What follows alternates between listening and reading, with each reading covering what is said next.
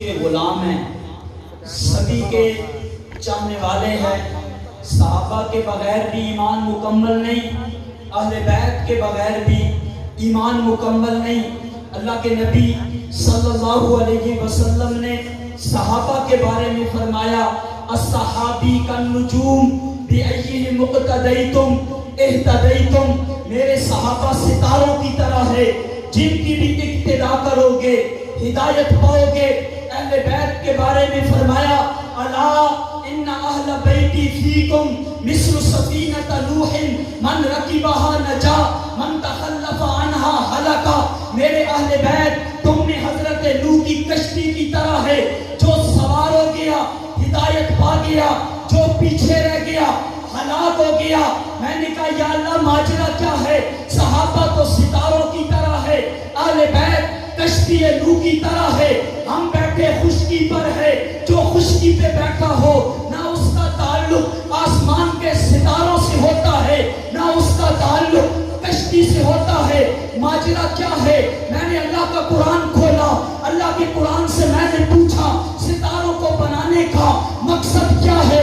اللہ کا قرآن کہتا ہے وَزَيَّنَّا السَّمَاءَ الدُّنْيَا بِمَصَابِيحَ وَجَعَلْنَاهَا رُجُومًا لِلشَّيَاطِينِ، ہم نے ستاروں کو دو مقصد کے لیے پیدا کیا ہے۔ پہلا مقصد تو یہ ہے ان ستاروں سے آسمان دنیا کو سجایا ہے، اور ان ستاروں سے آسمان دنیا کی حفاظت بھی کی ہے۔ میں نے کہا مجھے معلوم ہو گیا جیسے آسمان چمکتا بھی ستاروں سے ہے، محفوظ بھی ستاروں سے ہوتا ہے، ایسے ہی اسلام چمکتا بھی صحابہ سے ہے، محفوظ بھی صحابہ سے ہوتا ہے۔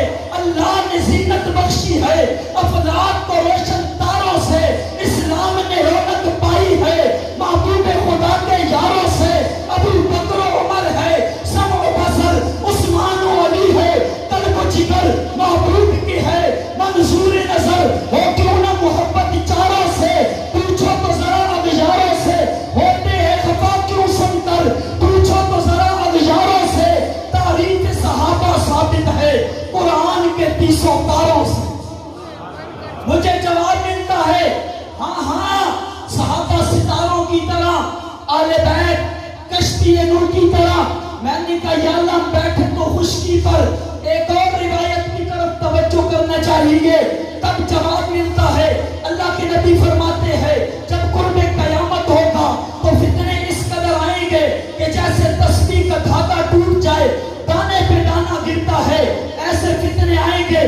میں نے دیکھا اللہ کے نبی صلی اللہ علیہ وسلم کے انتقال کلملال کے بعد بالکل اسی طرح ہوا۔ اللہ کے نبی کی وفات کے بعد منکرین زکات کا فتنہ اٹھا، ابھی وہ ختم نہ ہوا تھا۔ منکرین قرآن کا فتنہ اٹھا، ابھی وہ ختم نہ ہوا تھا۔ روافض کا فتنہ اٹھا، ابھی وہ ختم نہ ہوا تھا۔ معتزلہ کا فتنہ اٹھا، ابھی وہ ختم نہ ہوا تھا۔ کہ فتنوں پہ فتنے اٹھتے چلے جائے، گویا کہ دنیا